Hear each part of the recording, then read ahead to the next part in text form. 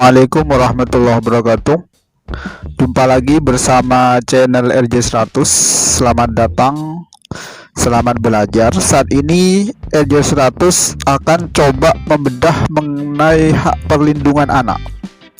Hak perlindungan anak ini akan coba dibedah berdasar perspektif hukum positif di Indonesia, dan juga akan dibumbui dengan beberapa analisa-analisa, dalil-dalil, dan sumber-sumber yang berdasar pada hukum Islam. Nah, sebagaimana diketahui bahwa setiap anak dimanapun berada itu melekat pada dirinya suatu hak.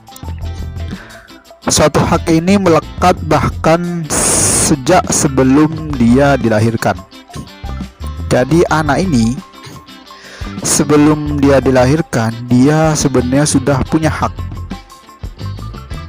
Meskipun mereka belum melakukan kewajiban apapun, mereka sudah melekat padanya suatu hak. Hak apa itu? Ya, hak dilawat di dalam kandungan. Nah, oleh sebab itu hak-hak ini menjadi suatu hal yang wajib harus diperhatikan terhadap orang yang wajib mengimplementasikannya. Siapakah orang yang wajib? Ya, orang-orang dewasa yang berada di sekelilingnya. Bisa jadi orang tuanya, keluarganya yang lain seperti kakak, adik, paman, bibi, kakek, dan neneknya. Semua dari mereka mempunyai kewajiban yang sama, yakni mengimplementasikan hak-hak anak dengan benar-benar dan sungguh-sungguh. Oleh sebab itu, karena urgensinya hak-hak anak tersebut, di sini channel RJ100 akan coba membedah dari aspek hukum positif dan aspek hukum Islam mengenai hak-hak anak ini. Bagaimana hak-hak anak itu dan seperti apa implementasinya? Bagaimana hukum positif membedah tentang hak-hak anak? Ini akan dibedah semuanya dalam channel RJ100 pada video kali ini. Oke, kita akan mulai pada pembahasan pertama, yakni tentang hak. Sebenarnya kalau kita lihat, hak itu apa? Kita sering mendengar, membaca tentang hak, melihat di televisi tentang hak, baik itu berupa hak-hak anak, hak asasi manusia yang sering disingkat dengan HAM, hak-hak yang lain, baik di televisi, di radio, di perkuliahan, di seminar-seminar. Sebenarnya hak itu apa? Hak itu apa? Ketika kita sudah masuk pada pembahasan mengenai hak, maka kita akan punya gambaran mengenai apa yang akan menjadi objek kajian pada pembahasan kali ini. Oke, hak adalah sesuatu yang melekat pada diri seorang dan harus diimplementasikan. Biasanya hak ini beriringan dengan kewajiban. Jadi seorang mendapatkan hak ketika dia melakukan suatu kewajiban tertentu. Tapi dalam hak anak ini berbeda. Meskipun seorang anak tidak melakukan kewajibannya, seperti contoh anak yang masih di bawah umur atau anak yang belum dilahirkan, dia tidak melakukan kewajiban apa-apa, tapi mereka tetap mempunyai hak yang melekat pada dirinya. Artinya orang di sekelilingnya wajib mengimplementasikan hak anak tersebut. Itulah hak, dan itu hak anak, berbeda dengan hak-hak yang lainnya. Kemudian definisi tentang hak seperti itu, yakni sesuatu yang harus diberikan kepada anak. Cara gampangnya seperti itu. Lalu bagaimana dengan definisi anak? Bagaimana definisi anak dalam hukum positif di Indonesia? Nah, dalam hukum positif di Indonesia, itu kita akan coba mengkaji dari perspektif beberapa pakar terlebih dahulu ya. Seperti Kartini Kartono mendefinisikan anak itu manusia normal, tapi usianya masih muda.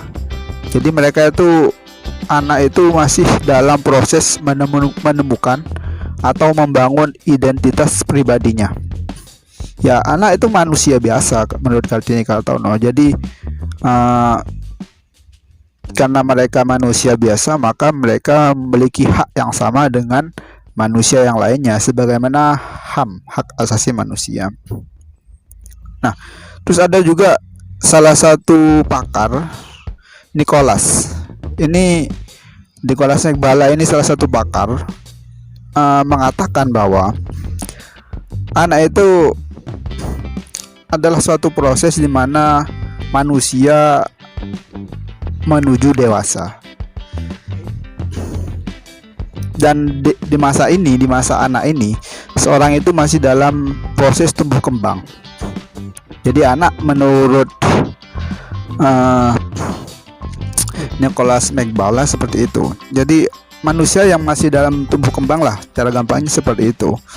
Nah, kemudian secara hukum adat, sebelum masuk pada hukum positif, Ten Hag mengatakan bahwa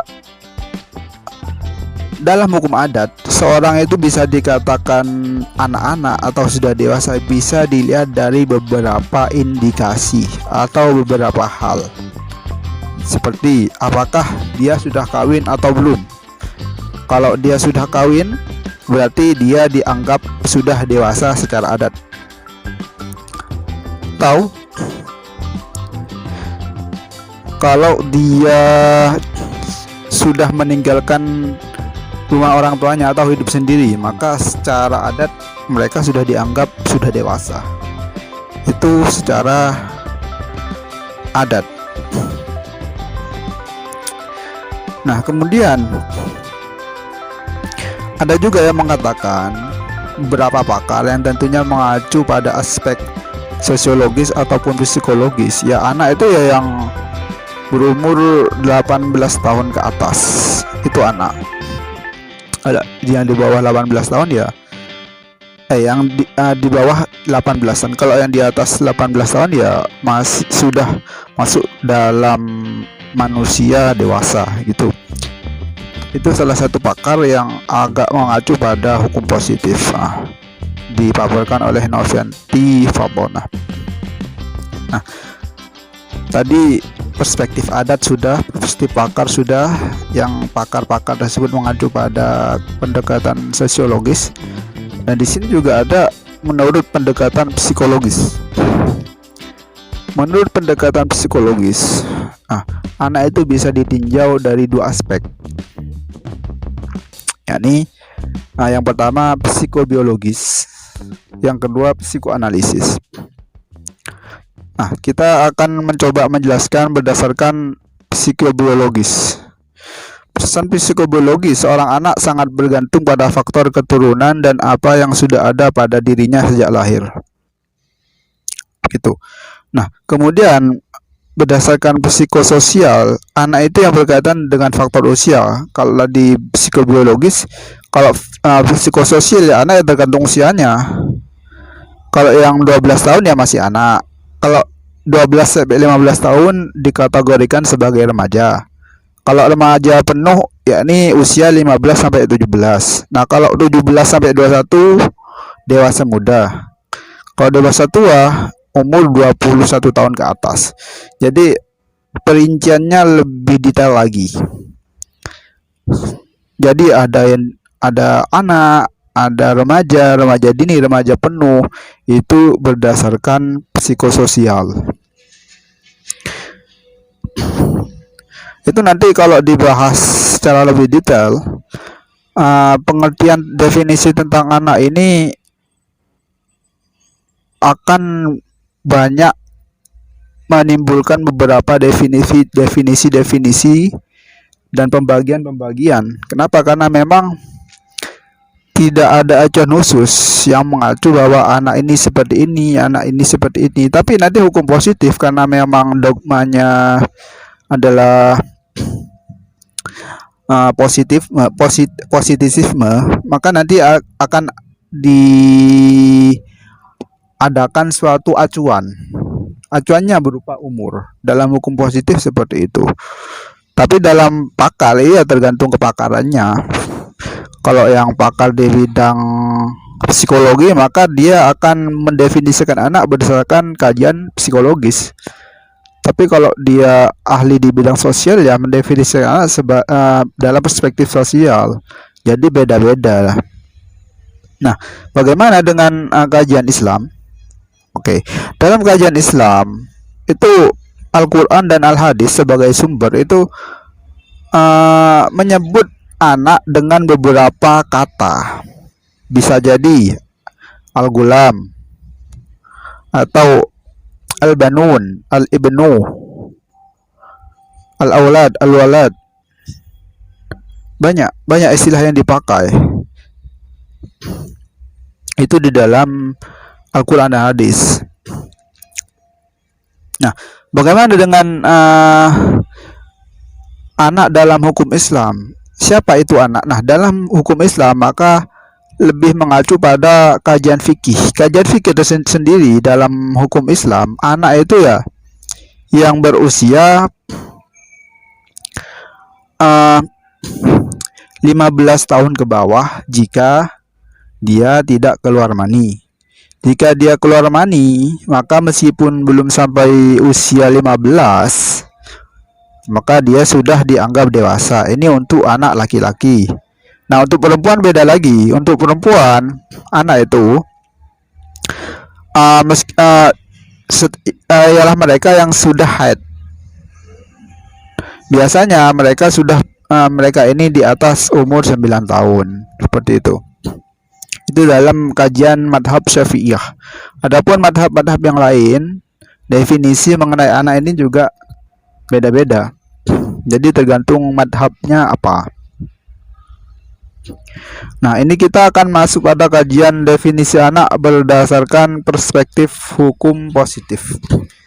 Nah, hukum positif karena memang peraturan perundang-undangan yang mengatur tentang anak itu banyak ya. Maka ada juga banyak definisi tentang anak itu apa dan lain sebagainya. Seperti dalam Undang-Undang A, anak itu seperti ini. Juga dalam Undang-Undang B ternyata beda lagi, anak seperti itu. Kita akan masuk pada detailnya.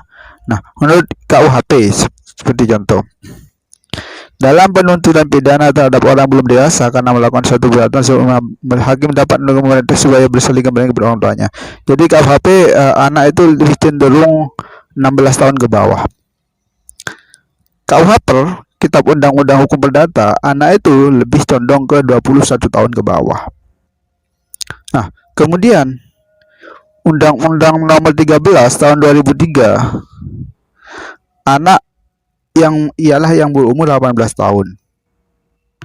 Undang-Undang tentang Pemilihan Umum, anak yang di bawah 17 tahun. Undang-Undang Perkawinan, anak yang di bawah 18 tahun. Undang-Undang Kesejahteraan anak ialah yang belum mencapai umur 21 tahun. Nah, undang-undang ini ada banyak sekali dan beberapa undang-undang ini berbeda satu sama lainnya. Tadi ada yang 21, ada yang 18, ada yang 16, ada yang 17 gitu ya. Nah, tapi dalam Undang-Undang Perlindungan Anak yang terbaru, anak itu ialah yang di bawah umur 18 tahun. Jadi ya kalau mengikuti Undang-Undang Perlindungan Anak, ya anak yang di bawah umur 18 tahun. Lalu bagaimana kita menanggapi perbedaan definisi anak berdasarkan hukum positif tersebut? Bagaimana? Apakah kita akan lebih condong ke Undang-Undang Kesejahteraan Anak, Undang-Undang Perlindungan Anak, KUHP, Undang-Undang Perkawinan? Tergantung situasi dan kondisi.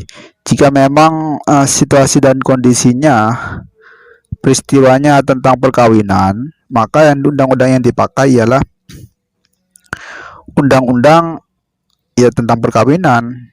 Anak itu ya yang berumur 18. Jika peristiwanya adalah tentang hukum perdata, maka yang dipakai ya KUH per anak yang di bawah 21 tahun.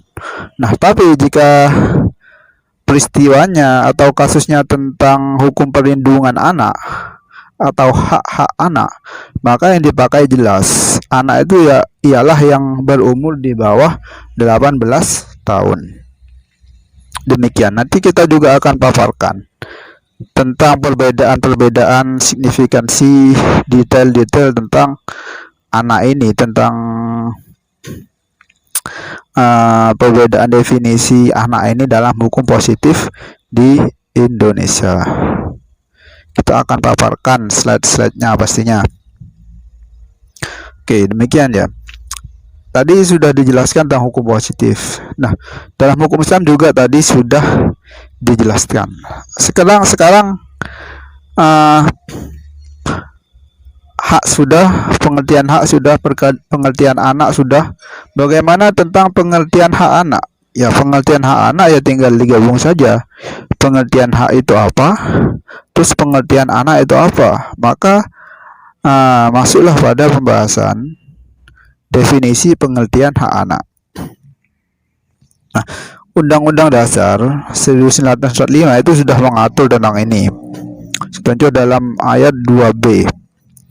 Setiap anak berhak atas kelangsungan hidup, tumbuh dan berkembang, serta berhak atas perlindungan dari kekerasan dan diskriminasi.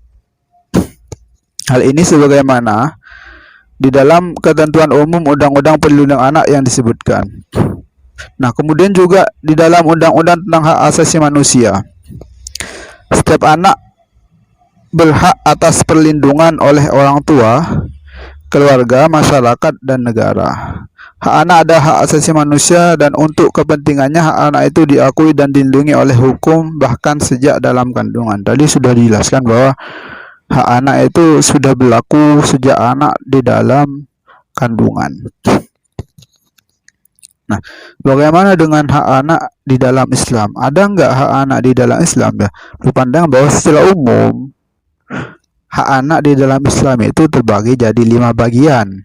Yang pertama, hak atas beragama, hak atas pemeliharaan akal, hak atas pemeliharaan harta, hak atas pemeliharaan jiwa, dan yang terakhir, hak atas pemeliharaan keturunan. Kemudian kita masuk pada pembahasan yang lain adalah prinsip perlindungan anak dalam hukum positif di Indonesia. Nah, dalam hukum positif Indonesia, perlindungan anak itu sebenarnya sudah ada diadopsi dari dulu. Diadopsi di mana? Di Undang-Undang Dasar pasal 28B sebagaimana disebutkan tadi. Nah, kita akan coba sebutkan kembali. Setiap orang berhak atas pengakuan, jaminan perlindungan dan kepastian hukum yang adil serta perlakuan yang sama di hadapan hukum. Tuh. Itu di dalam hukum positif ya. Yang acuannya paling tinggi adalah Undang-Undang Dasar yang mana terletak di pasal 28D. Nah, bagaimana dengan perlindungan anak? Perlindungan anak sebenarnya asas-asasnya juga tertera di dalam Undang-Undang Perlindungan Anak yang mana itu ada di pasal 2. Asas-asasnya apa saja? Yang pertama, non-diskriminasi. Non-diskriminasi ini ialah bahwa seorang anak itu tidak boleh dibeda-bedakan berdasarkan rasnya, berdasarkan agamanya, berdasarkan warna kulitnya, berdasarkan pilihan politiknya, dan berdasarkan hal-hal yang lain-lain. Kemudian juga harus berasas pada kepentingan terbaik bagi anak. Kepentingan terbaik bagi anak itu apa? Maksudnya apa yang dilakukan oleh orang-orang di sekitarnya, dalam hal ini orang tuanya, kakak adiknya, kakek neneknya, atau walinya, itu harus mengacu pada kepentingan terbaik bagi anak ketika dewasa. Bagaimana kepentingan terbaiknya, itulah jalan yang harus diambil. Tentunya berdasarkan objektivitas ya, tidak boleh berdasarkan subjektivitas. Kemudian yang ketiga, hak untuk hidup, langsungan hidup dan perkembangan. Jadi ini asas yang abstrak tapi sangat urgent. Kenapa? Karena memang setiap anak itu punya hak untuk hidup. Jadi hak-hak itu melekat pada dirinya. Dia punya hak untuk melangsungkan kehidupannya, dan dia juga punya hak untuk berkembang sebagai manusia dewasa yang sempurna. Terus asas yang terakhir adalah penghargaan terhadap pendapat anak. Tadi yang saya sebutkan tadi. Jadi anak itu tidak boleh diskriminasi karena dia punya perbedaan pendapat. Tentunya ini harus diimplementasikan berdasarkan batas kewajaran. Jadi maksud asas ini ya tidak sebebas-bebasnya, tapi juga harus ada pendidikan terbaik seperti diberikan edukasi dan lain sebagainya. Nah, prinsip-prinsip ini di samping tertera dalam hukum perlindungan anak, sebenarnya juga ada di dalam KHA. KHA ini konvensi anak yang notabene ini adalah suatu produk hukum berupa perjanjian atau traktat oleh beberapa negara-negara di bawah PBB. Maka muncullah asas-asas sebagaimana yang disebutkan tadi.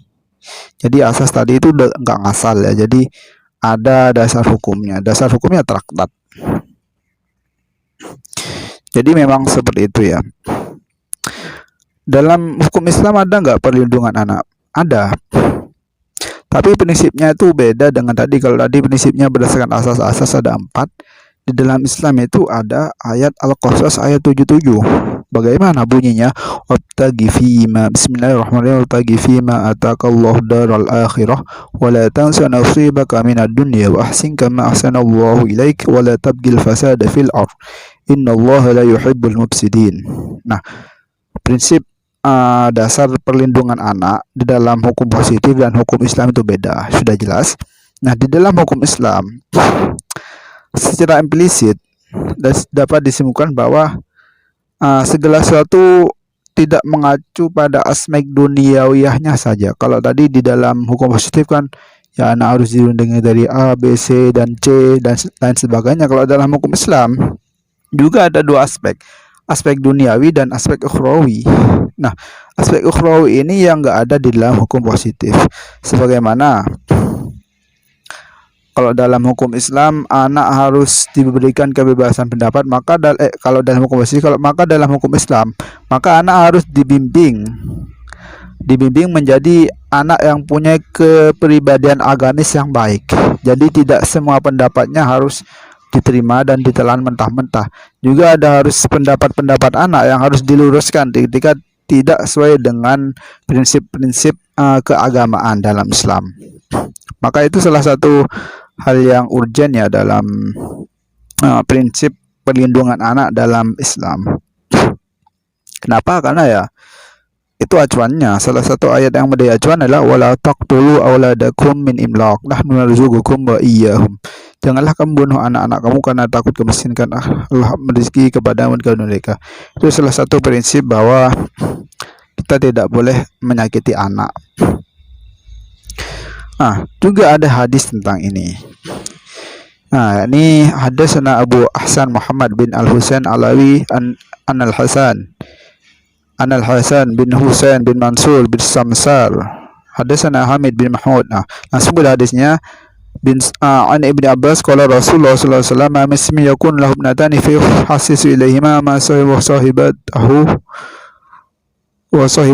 illa adkhalatahul jannah. Nabi sabda tidak ada dari seorang muslim yang punya dua orang anak, dia memperlakukannya dan bergaul dengan cara yang baik, maka Allah masukkan mereka kepada surga. Jadi ya itu hak-hak anak yang memang harus diberikan oleh orang tuanya berdasarkan hadis Nabi atau berdasarkan nilai-nilai keislaman ya. Orang tua harus bergaul dengannya, memperlakukannya dengan baik. Seperti itu ya, sama dengan hukum positif. Bedanya adalah dalam hukum Islam itu ada aspek ukhrawinya. Anak harus dibimbing berdasarkan nilai-nilai keagamaan Islam yang baik dan benar. Nah, tadi kita sudah bahas banyak tentang anak. tentang hak anak, prinsip perlindungan anak. Namun ada satu lagi yang tidak akan bisa dilepaskan dalam pembahasan mengenai anak ini prinsip perlindungan psikis anak. Perlindungan psikis anak itu seperti apa? Seberapa pentingkah perlindungan psikis anak? Nah, perlindungan psikis anak itu sangat-sangat penting. Kenapa saya mengatakan sangat-sangat penting? Ya karena ini akan menentukan, ini akan menjadi faktor bagaimana kepribadian anak ketika dia dewasa. Jadi ketika seorang anak treatment menjadi A berdasarkan kaidah-kaidah perlakuan dari orang tuanya dengan kaidah A, maka dia akan tumbuh kembang sebagai manusia dewasa yang mempunyai kepribadian A. Jika seorang anak ditreatment dengan kaidah-kaidah B, maka dia akan tumbuh dengan sebagai seorang yang B. Maka agar pertumbuh kembang seorang anak berada di jalurnya, belajar di jalur yang positif, maka diadakanlah yang namanya perlindungan psikis. Karena karena psikologi anak itu akan menentukan kepribadiannya di masa datang. Bisa jadi seorang anak mempunyai gen yang sangat bagus, vibes-nya bagus, orangnya positif, pekerja keras, tapi karena dia pada masa kecilnya sering dimarahi, sering dibentak-bentak, sehingga itu bisa jadi akan menjadikan seorang anak yang tidak percaya diri, menarik diri dari lingkungan dan lain sebagainya, sehingga itu akan menghambat proses-prosesnya ketika dia sudah dewasa. Itu akan sangat menentukan. Nah, sebenarnya di dalam hukum positif di Indonesia, aturan mengenai hak perlindungan psikis itu sudah ada. Meskipun beberapa di antaranya itu enggak secara gamblang atau tidak secara langsung. Contoh yang enggak secara langsung di dalam KHI, contoh atau di dalam Undang-Undang Perkawinan pasal 45. Ini yang pertama, kedua orang tua wajib memelihara dan mendidik anak-anak mereka sebaik-baiknya. Kewajiban orang tua yang dimaksud dalam ayat 1 bahasanya berlaku sampai anak itu kawin atau dapat berdiri sendiri. Kewajiban mana berlaku terus meskipun perkawinan antara keduanya orang tuanya putus. Ini pasal tentang perlindungan psikis yang enggak secara langsung, yang indirect. Atau juga ada di pasal 54. Anak di dalam dan di lingkungan satuan pendidikan wajib mendapatkan perlindungan dari tindak kekerasan fisik. Nah, ini lebih spesifik lagi ya, lebih direct lagi. Kita lanjutkan, dari tindak kekerasan fisik, psikis, kejahatan seksual, dan kejahatan lainnya yang dilakukan oleh pendidik, tenaga kependidikan, sesama peserta atau pihak lain. Nah, ini mengacu langsung atau ini menjelaskan secara langsung bahwa kekerasan psikis terhadap anak itu tidak boleh dan anak harus dilindungi dari itu. Kenapa? Karena di sini disebutkan langsung bahwa anak wajib mendapatkan perlindungan dari tindak kekerasan fisik dan psikis. Artinya apa? Artinya ya kekerasan psikis nggak boleh dalam hukum positif. Nah, juga banyak aturan-aturan tentang perlindungan psikis ini. Contohnya lagi di pasal 59. Ya, Undang-Undang Perlindungan Anak pastinya. Dan pasal-pasal yang lainnya. Ini menunjukkan apa? Menunjukkan bahwa undang-undang itu enggak tinggal diam. Bahwa undang-undang itu bahwa aturan tentang hak perlindungan psikis anak sebenarnya sudah diatur dalam undang-undang. Mungkin karena kitanya saja yang kurang aware, kurang sadar tentang hak perlindungan psikis anak yang memang sebenarnya itu sudah dimiliki anak bahkan sejak sebelum dia lahir. Seperti itu. Nah, bagaimana wujud? Tadi sudah dijelaskan tentang pertanyaan apakah hak perlindungan psikis anak ini tercantum dalam undang-undang. Tadi sudah dijelaskan, iya tercantum. Kemudian wujudnya apa? Ya wujudnya tertera dalam pasal 69. Nah, pelindungan khusus bagi anak korban kekerasan seksual fisik dilakukan melalui upaya apa yang harus dilakukan untuk melindungi anak dari kekerasan psikis? Yang pertama, ya menyebarkan sosialisasi, penyebarluasan dan melakukan sosialisasi. Ketentuan peraturan undang yang melindungi anak korban kekerasan. Ya, kekerasan maksudnya salah satunya kekerasan psikis tadi ya. Terus pemantauan, pelaporan dan pemberian sanksi. Itu salah satunya. Nah, ada juga undang-undang yang lebih mendetail tentang kekerasan psikis anak. Di mana? Di dalam Undang-Undang KDRT. Kalau tadi Undang-Undang Perlindungan Anak kan sifatnya lebih umum ya, siapapun nggak boleh. Nah, kalau dalam KDRT ini lebih spesifik kepada keluarga. Jadi di dalam lingkup keluarga, bahkan anak itu nggak boleh diperlakukan atau anak itu punya hak untuk dilindungi psikisnya.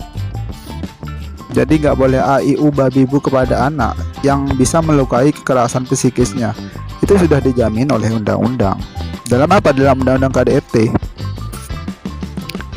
Nah, KDRT juga dalam pasal 7 bahkan secara gamblang memberikan penjelasan tentang kekerasan psikis.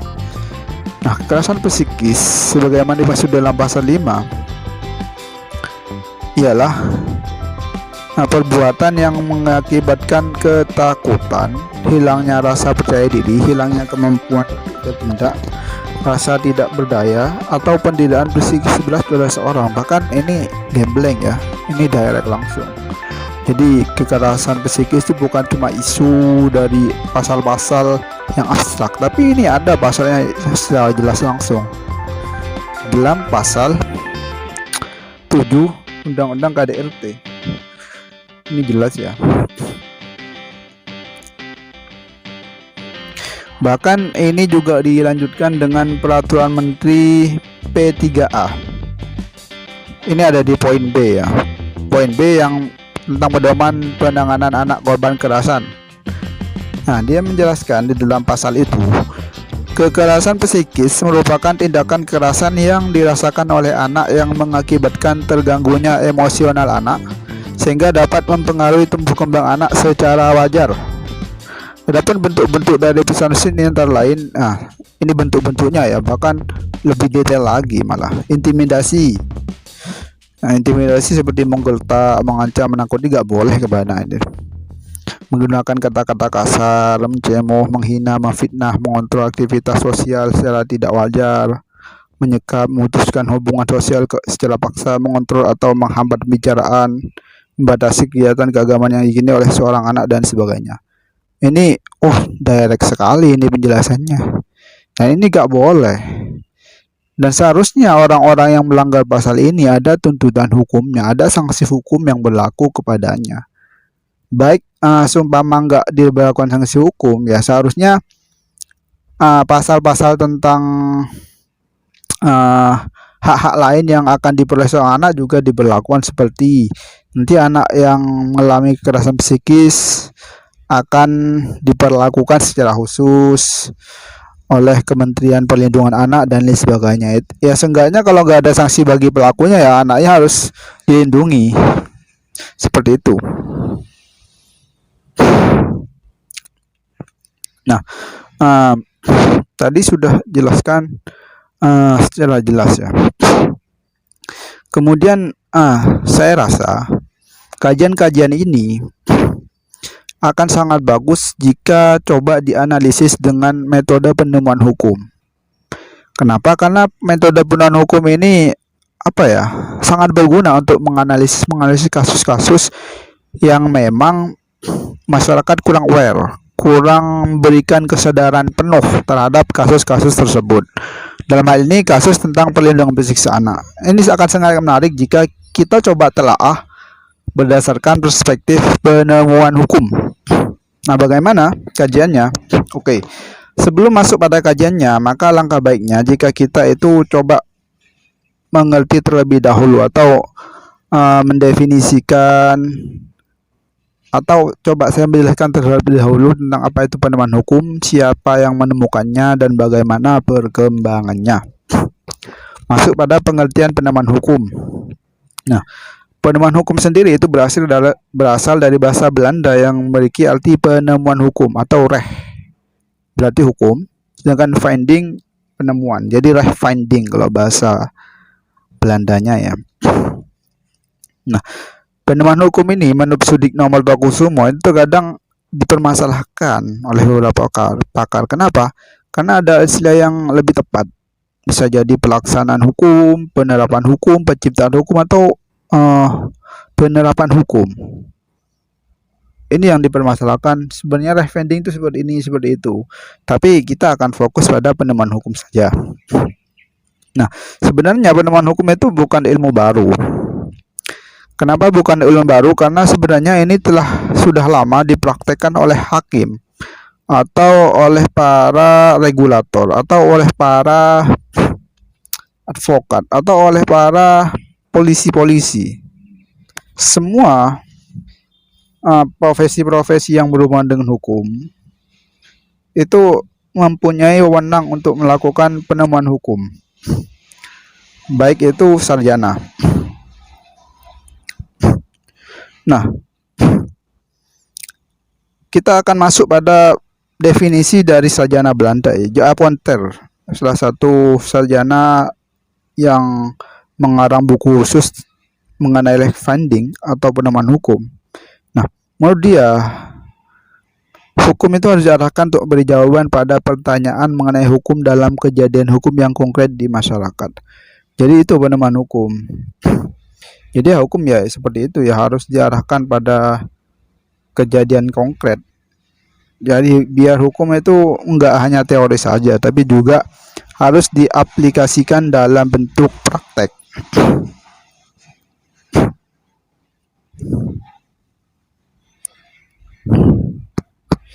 Nah,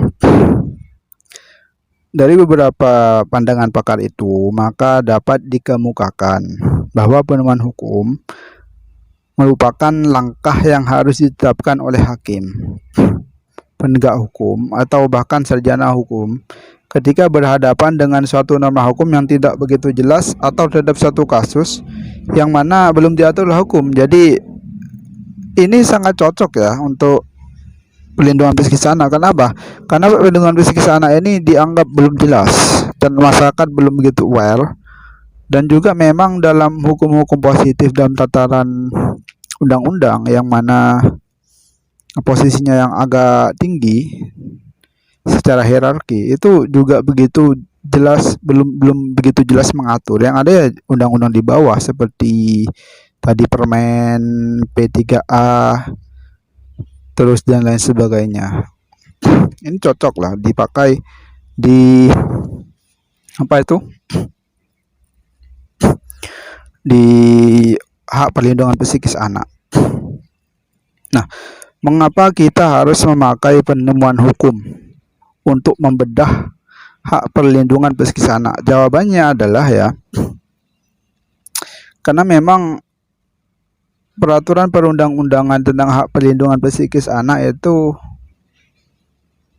nggak begitu banyak diatur. Karena meskipun diatur, tapi samar atau masih kurang untuk menjawab persoalan hukum yang ada di masyarakat. Contoh, tadi dijelaskan bahwa orang tua harus memelihara dan mendidik anak. Bagaimana kalau orang tua membentak anak untuk membimbingnya? Membentak kan juga akan mempengaruhi terhadap psikis anak, tapi tujuannya membimbing. Maka ini masuk dalam pelanggaran atau tidak? Maka ini akan ditemukan jawabannya berdasarkan perspektif penemuan hukum.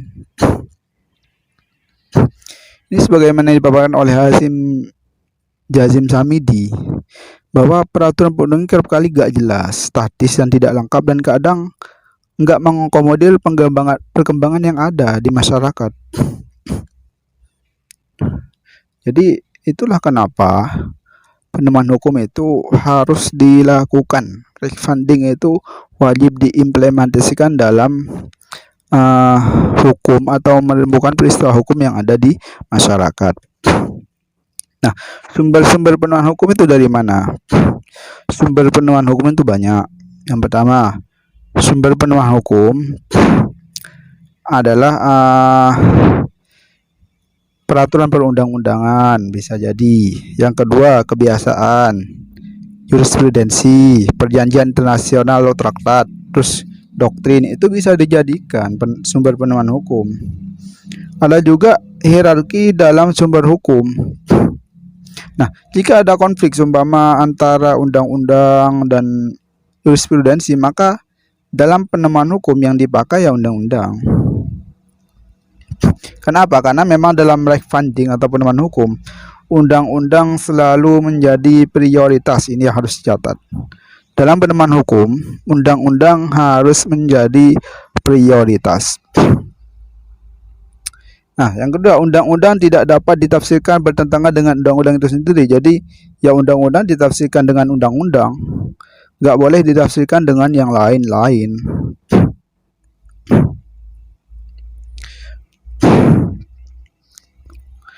Di sini dapat dikatakan bahwa undang-undang itu menjadi sumber hukum atau sumber penemuan hukum yang utama dan paling utama. Nah, menurut Sudikno Mertokusumo, undang-undang dan hukum itu tidak identik. Kalau kita membaca undang-undang, maka seharusnya kita nggak membaca katanya saja, atau nggak membaca kata per kata, tapi juga harus mencari arti dan tujuan di dalamnya. Seperti itu ya. Jadi undang-undang dan hukum itu beda. Seumpama di peraturan perundang-undangan nggak ketemu, nah carilah di hukum kebiasaan sesuai hierarki. Di kebiasaan nggak ketemu, ya carilah di hierarki di bawahnya, seperti di jurisprudensi, di perjanjian internasional dan lain sebagainya. Itu menjadi sumber penemuan hukum. Nah, penemuan hukum ini ada nggak diatur di dalam hukum di Indonesia? Diatur dong. Kenapa saya bilang diatur ya? Karena memang ada di hukum positif di Indonesia. Contoh nih ya, kita langsung mengacu pada pasal 24 Undang-Undang Dasar. Kekuasaan hakim yang merdeka untuk menjalankan peradilan guna menegakkan hukum dan keadilan. Di sana ada kata keadilan. Jadi keadilan itu bisa masuk pada kepastian hukum atau masuk di luar teks-teks hukum. Ini juga ada di dalam pasal 27 Undang-Undang tentang Kekuasaan Kehakiman. Hakim sebagai penegak hukum dan keadilan wajib menggali, mengikuti dan memahami nilai-nilai hukum yang hidup di masyarakat. Jadi itu sumber penemuan hukum. Yang terbaru adalah pasal 2 Undang-Undang Nomor 8 Tahun 2004. Dalam menjatuhkan putusan, hakim memperhatikan nilai-nilai yang hidup di masyarakat. Ini yang sangat ini ya.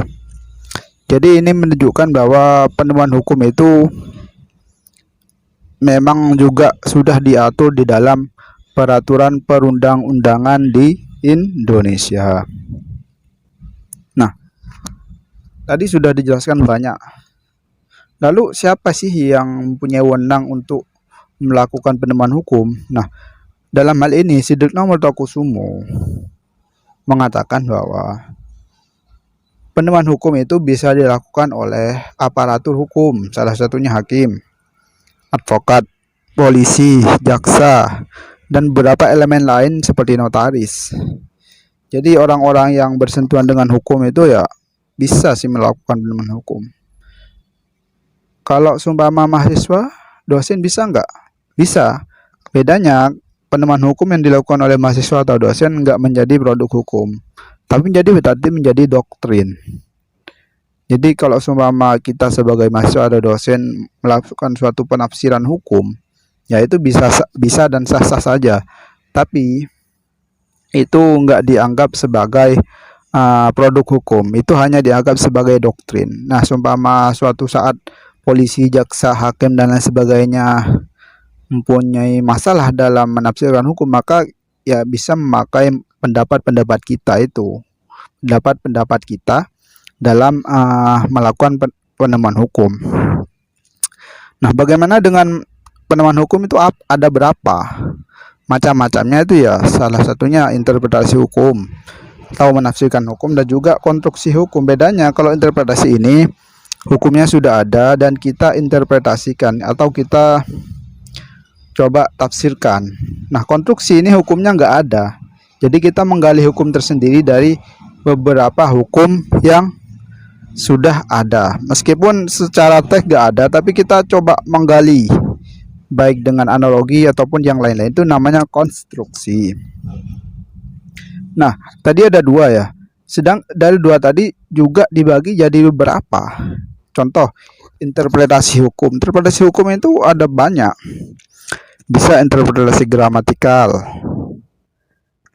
Interpretasi gramatikal itu ya menafsirkan peraturan perundang-undangan dari sisi bahasa. Nah, dalam penafsiran ini, hukum akan ditafsirkan dengan menguraikannya menurut bahasa yang dipakai sehari-hari.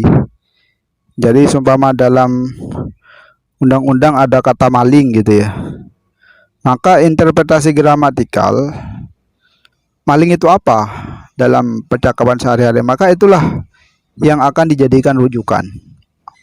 Atau bisa kata maling nanti cari di KBBI, itu bisa menjadi sumber interpretasi gramatikal juga. Kemudian interpretasi historis. Nah, apa itu? Ya, penafsiran dilakukan dengan mencari tahu atau meneliti mengenai sejarah dari peraturan perundang-undangan. Jadi, seumpama ada suatu penjelasan tentang maling, maka dicari dulu ini bagaimana proses terbentuknya undang-undang tentang maling ini. Terus juga dicari bagaimana sejarah penetapan undang-undang tentang maling ini. Kalau memang pada saat itu asbabun nuzulnya ya karena memang untuk memberantas maling, ya bisa jadi bisa diterapkanlah pasal tentang maling ini terhadap maling-maling yang ada di masyarakat. Atau pasal tentang maling ini hanya maling-maling yang ada di kantor saja atau kantor saja ya. Ini tergantung penafsiran. Ini yang dinamakan penafsirkan berdasarkan historis. Kemudian juga interpretasi sistematis. Nah, interpretasi sistematis ini menafsirkan satu pasal dengan pasal yang lain. Jadi seumpama kata maling ini nggak dijelaskan dalam KUHP, gitu ya. Kita bertanya-tanya maling ini apa ya? Maka kita bisa cari dari pasal-pasal yang lain ya, barangkali di pasal yang lain, seumpama di pasal tentang pencurian ada definisi maling. Maka pasal itu bisa kita pakai. Jadi seperti itu. Juga interpretasi sosiologis. Nah, apa itu? Penafsiran dengan melihat keadaan dan perkembangan masyarakat saat itu. Karena memang kadang berubah-ubah ya secara sosial, maka bisa jadi definisi maling pada saat undang-undang ditetapkan dan definisi maling pada saat yang berlaku saat ini itu beda. Jadi hakim harus mengikuti perkembangan zaman. Ada juga interpretasi autentik. Penafsiran resmi misalkan bentuk undang-undang atau lembaga. Biasanya ini dari lampiran penjelasan. Jadi biasanya di undang-undang itu ada penjelasan. Ini yang dinamakan interpretasi autentik. Juga interpretasi interdisipliner. Jadi dari hukum pidana, dari hukum perdata ditafsirkan, kalau nggak ada maka hukum pidana dan sebagainya. Kalau interpretasi multidisipliner ini sangat bagus ya untuk hak perlindungan psikis anak, karena kita bisa melakukan interpretasi atau penafsiran beberapa teks-teks hukum melalui pendekatan psikologis. Jadi melalui pendekatan psikologis kita bisa menafsirkan teks-teks hukum yang berkaitan dengan hak pelindungan psikis anak. Tadi kan metode interpretasi. Bagaimana dengan metode konstruksi hukum? Nah, metode konstruksi hukum sendiri itu ada 3. Yang pertama, argumentum per analogium atau yang dinamakan analogi. Nah, dalam metode ini hakim dapat mencari suatu esensi yang sifatnya lebih umum dari suatu peristiwa hukum yang sudah diatur oleh peraturan perundang atau belum diatur. Melalui metode ini sang hendak menggali peraturan dari prinsip yang lebih khusus. Nah, kalau dalam hukum Islam metode ini itu kias. Jadi substansinya sama apa enggak, meskipun ada beberapa pendapat bahwa ini nggak boleh dalam hukum pidana, tapi ada yang bolehkan juga. Kemudian juga argumentum a contrario. Metode ini itu metode yang berikan ruang kepada hakim untuk menafsirkan melalui pertimbangan bahwa peraturan undang-undang melakukan penetapan terhadap suatu peristiwa tertentu, bahwa peristiwa hanya terbatas bahwa peristiwa itu. Artinya apa? Artinya metode ini lebih mengedepankan suatu penafsiran yang berlawanan dengan yang sebaliknya. Kemudian ada reserve-visioning. Metode penyempitan hukum kalau dalam bahasa Indonesianya. Mengapa metode ini harus dilakukan ya? Karena kadang norma yang ada di dalam undang-undang itu sifatnya terlalu umum, maka harus dipersempit. Contoh dalam mengartikan tetangga. Tetangga itu siapa? Apakah 11 rumah kita, ataukah 40 rumah dari rumah kita, ataukah yang satu desa dengan kita? Kan nggak ada. Maka harus dilakukan penyempitan hukum. Maka bisa dipakai dengan metode ini. Kemudian hukum progresif. Hukum progresif itu ya yang dilahirkan oleh Sacipto Raharjo. Sacipto Raharjo sendiri itu lahir di Karanganyar tahun 1930.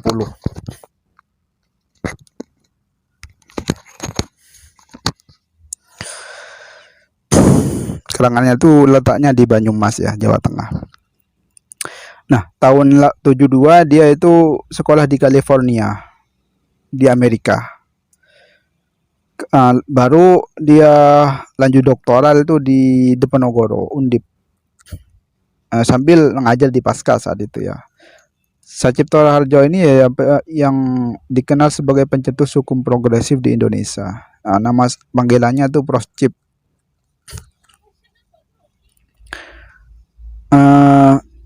Bagaimana hukum progresif menurut Prof. Cip ya? Menurut Prof. Cip, hukum progresif itu ya berangkat dari asumsi bahwa hukum bukan institusi yang final dan mutlak. Artinya apa? Artinya apa yang tertuang dalam teks itu nggak bisa dianggap sebagai dewa. Yang harus dianggap sebagai dewa ialah keadilan. Jadi meskipun di dalam teksnya A, jika ternyata dengan menerapkan hukum A tersebut akan menciderai rasa keadilan, maka ya jangan diikuti. Itu hukum progresif ya. Kenapa hukum progresif ini harus dilakukan ya? Karena ketika kita cuman mengikuti teks-teks yang ada di dalam norma hukum, maka bisa mempunyai kecenderungan akan menciderai nilai-nilai hukum itu sendiri atau nilai-nilai hukum dan keadilan. Maka ketika suatu hukum atau suatu teks dan norma hukum jika diimplementasikan akan melahirkan ketidakadilan, maka berdasar perspektif hukum progresif ya nggak usah dipakai.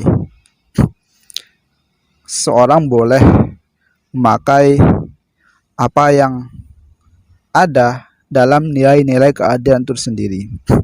Nah, hukum progresif ini punya karakteristik ya. Yang pertama, hukum progresif itu hukum yang menolak adanya pandangan mengenai hukum otonom, yang menganggap bahwa hukum sudah final. Jadi nggak ada pandangan bahwa hukum itu final dalam hukum progresif. Yang kedua, hukum progresif itu memperluaskan the search for justice. Ya, tadi itu ya keadilan yang pertama. Yang ketiga, hukum progresif ini membongkar tradisi. Biasanya hakim itu mengacu pada konstruksi ya. Hukum progresif itu mengingkari itu. Yang keempat, hukum progresif mengupayakan supaya hukum dinilai dari tujuan sosial. Jadi hukum dinilai nggak hanya dari teks-teksnya saja, tapi dari tujuan sosialnya itu apa. Kalau memang penerapan hukum berdasarkan teks nggak sesuai dengan tujuan sosial ya nggak usah diimplementasikan. Itu hukum progresif seperti itu. Maka pentinglah kiranya kita mengkaji nilai-nilai dalam hak pelindungan psikis anak ini berdasarkan hukum progresif. Kenapa? Karena akan sangat berkesinambungan. Yang pertama, kenapa? Karena memang teks-teks mengenai hukum perlindungan anak ini sangat limited, sangat terbatas, dan cenderung hanya ada dalam undang-undang yang secara hierarkis posisinya nggak begitu menguntungkan. Contoh ya hanya ada di peraturan menteri, contoh ya ada di peraturan presiden, contoh ya di undang-undang yang secara hierarkis nggak bagus. Sedangkan dalam undang-undang sendiri itu sangat terbatas, bahkan definisi saja kalau kita coba mencari itu sangat sulit ya. Oleh sebab itu ya sangat cocok sekali kalau dalam hak pelindungan psikis anak ini kita memakai hukum progresif. Nah, kemudian kita akan coba membedah hak perlindungan anak berdasarkan hukum progresif. Kita masuk pada kajian interpretasi sistematis. Berdasarkan interpretasi sistematis, pasal-pasal yang ada itu akan coba disangkut paukan, direlevansikan. Contoh, di pasal 3 Undang-Undang Perlindungan Anak, setiap anak berhak untuk dapat hidup, tumbuh berkembang, dan berpartisipasi secara wajar sesuai dengan harkat dan martabat kemanusiaan, serta mendapat perlindungan dari kekerasan dan diskriminasi. Nah, pasal tersebut ditemukan dalam bab 3 hak dan kewajiban anak. Di dalam ketentuan pasal didirikan bahwa seorang anak secara umum harus mendapat perlindungan dari kekerasan dan diskriminasi. Nah, tapi kurangnya di pasal itu enggak menjelaskan kekerasan terhadap anak itu apa dan perbuatannya apa saja yang masuk dalam itu. Nah, maka untuk menjawab pertanyaan tersebut ada di pasal 1.15a, yakni Undang-Undang Perlindungan Anak menjelaskan kekerasan adalah setiap perbuatan terhadap anak yang berakibat timbulnya kesengsaraan atau penderitaan secara fisik, psikis, seksual.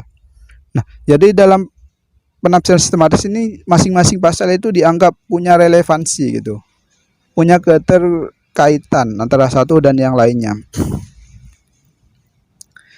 Jadi secara sistematis seperti itu. Nanti kita akan coba paparkan ya secara sistematis apa saja pasal-pasal yang punya relevansi, tentunya yang berkaitan dengan hak perlindungan psikis anak. Nah, kemudian juga bisa kita ini dari kajian interpretasi gramatikal. Dalam kajian ini,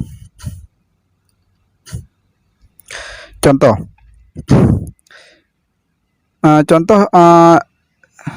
kata yang tidak sering dipakai dalam percakapan sehari-hari. Contoh dalam ini terdapat kata psikis. Kata psikis itu apa kan jarang dia. Maka itu secara gramatikal bisa dilihat dalam KBBI atau bisa dilihat dalam percakapan sehari-hari. Dalam percakapan sehari-hari psikis itu apa? Jadi tahu itu gramatikal. Atau bisa jadi interpretasi multidisipliner. Dalam interpretasi multidisipliner itu peraturan perundang-undangan ditafsirkan berdasar pada cabang ilmu yang lain. Nah, ini yang poin pentingnya di sini. Kenapa? Karena nanti teks-teks yang kiranya itu masih ambigu, masih nggak jelas, atau teks-teks yang dirasa kurang dalam penjelasannya, maka bisa ditafsirkan dengan kajian psikologis. Nah, kenapa memakai kajian psikologis ya? Karena memang ini menyangkut tentang perlindungan psikis atau psikologi anak. Nah, pada interpretasi inilah yang akan sangat menentukan bahwa seorang anak ketika dibentak orang tuanya itu apakah melanggar hukum apa enggak orang tuanya. Ya, dilihat dulu apakah pembentukan itu sampai menimbulkan anak trauma. Maka jika ternyata menimbulkan anak trauma, menghilangkan rasa percaya diri anak, maka itu sudah bisa dianggap kekerasan. Itu berdasarkan sistematis ya. Jadi memang kajian-kajian dalam hukum progresif itu sangat punya relevansi kuat apabila coba kita terapkan pada hukum-hukum positif yang mengatur tentang hak perlindungan psikis anak. Kenapa? Karena dalam interpretasi-interpretasi tersebut itu kita akan banyak menguak. Kita akan bisa mendapatkan banyak petunjuk tentang apa saja hak perlindungan psikis, bentuk-bentuknya apa saja secara mendetail. Bahkan mungkin kita bisa akan membuat buku tentang hak perlindungan psikis anak ketika kita mencoba membuat penafsiran berdasarkan hak perlindungan psikis anak berdasar hukum progresif. Nah, demikian nanti kita akan coba ini ya paparkan secara detail rangkumannya. Kesimpulannya adalah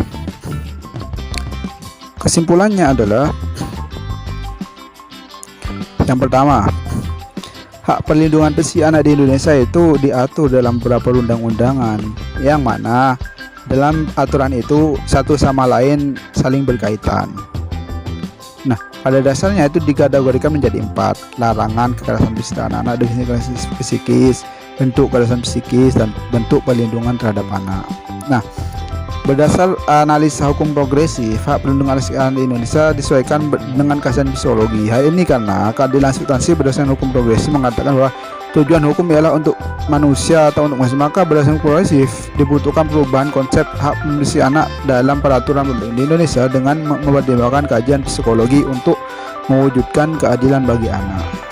Nah, oleh sebab itu, maka berdasar hukum progresif,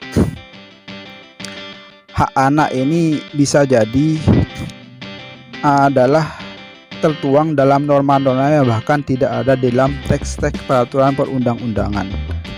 Kenapa? Bisa jadi hak-hak ini tertuang dalam kajian-kajian psikologi anak. Jadi kalau menurut kajian psikologi suatu perbuatan akan membuat anak trauma, akan membuat anak hilang rasa percaya diri, maka itu akan dianggap melanggar undang-undang.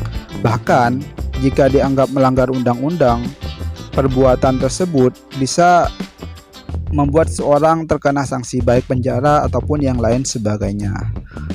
Demikian dari RJ 100. Semoga kajian tentang hak perlindungan psikis anak berdasarkan hukum positif dan hukum Islam di Indonesia ini bisa bermanfaat, terutama setelah kita menganalisnya berdasarkan hukum progresif. Terima kasih.